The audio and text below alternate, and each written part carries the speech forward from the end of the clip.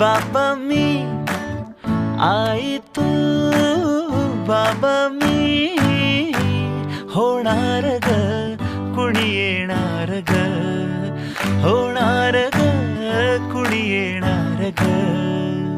हा, वा वा, हे मस्त आहे. आता हे ऐका.